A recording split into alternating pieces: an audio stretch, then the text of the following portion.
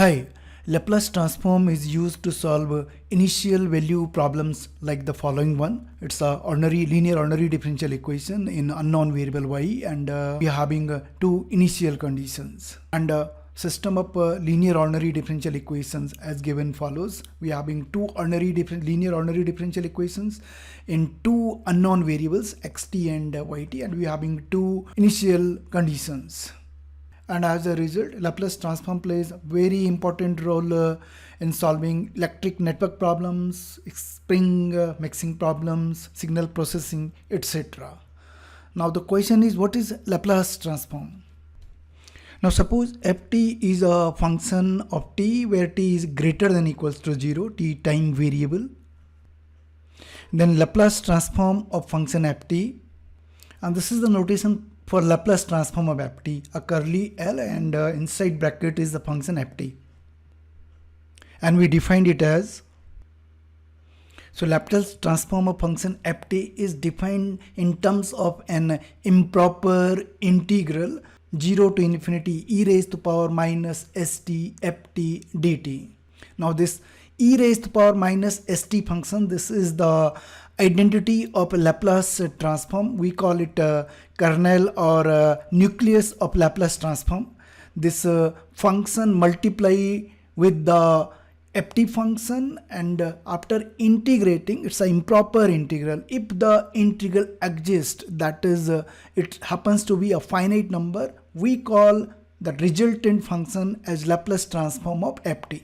Now in this integral we are having two variables, s variable and t variable. Now we are taking integral with respect to t, where s is treated as a parameter or as a constant.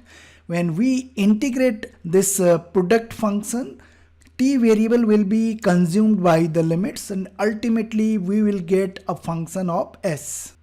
So this is the way we define Laplace transform of a function ft, which is in terms of an improper integral, and after integral we get a new function of a new variable s. Now we call this function fs as Laplace transform of a function ft, and ft as inverse Laplace transform of function fs. And by the definition of inverse, ft is equal to Laplace inverse of function fs if and only if Laplace of ft is equal to fs. So using the first formula we find Laplace transform of a function ft, and using second formula we find the inverse Laplace transform of a function fs. And we can easily understand Laplace and Laplace inverse by using this thematic diagram. Laplace transform operates on function ft and convert it into a new function fs, and Laplace inverse act on function fs and gives us back the function ft.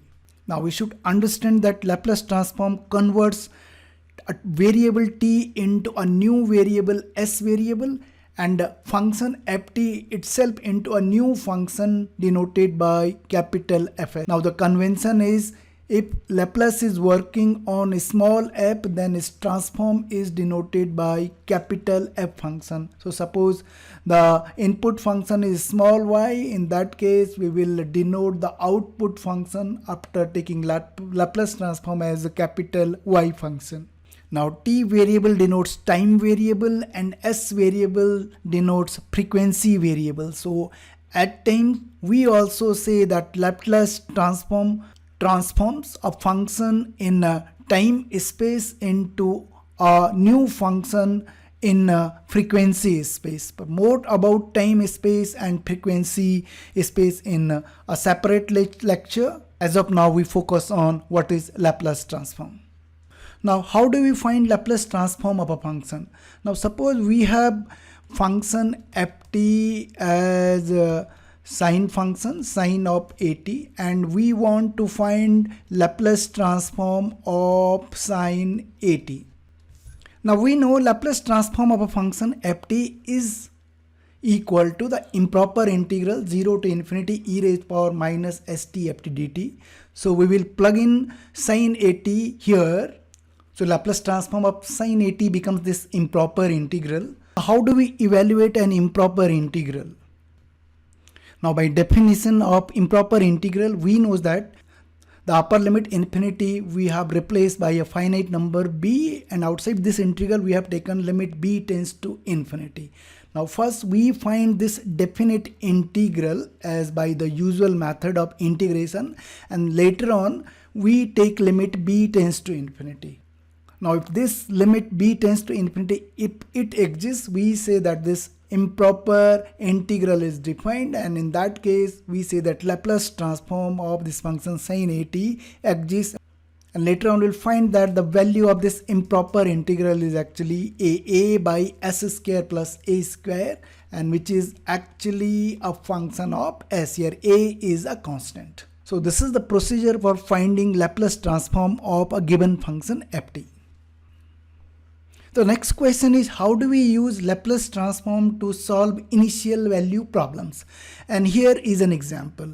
Now this question is saying find the response that is current in the given RL series circuit. Now we are having here a RL circuit with R value as 20 ohm and L value as 0.1 Henry, and the input voltage is given in terms of a piecewise defined function, and we are giving the initial condition that there is no current at t equal to 0, there is no current in the circuit.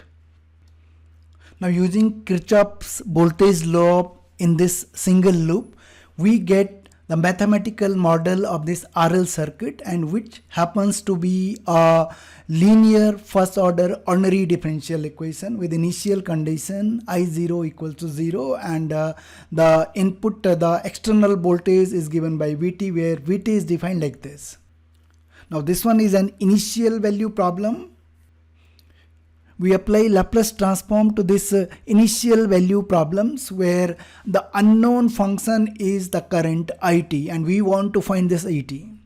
Applying Laplace transform to this ordinary differential equation, the ordinary differential equation becomes an algebraic equation in unknown function is. Is is Laplace transform of it. In next step, we solve this algebraic equation for unknown function is by using the known methods of algebra. And finally, we apply Laplace inverse to this function is, and we get back the function it. And this it is nothing but the solution of the original initial value problem. So these are the steps in which we solve initial value problem using Laplace transform. So in the upcoming lectures, we will see how to find Laplace transform of input functions like this voltage function, and how to find Laplace transform of derivatives and other properties of Laplace transform. And after that, we will actually solve some practical problems in which we will apply Laplace transform to solve initial value problems. In this video, we learned what is Laplace transform, how we find Laplace transform of a given function, and how we solve an initial value problem using Laplace transform. Thank you.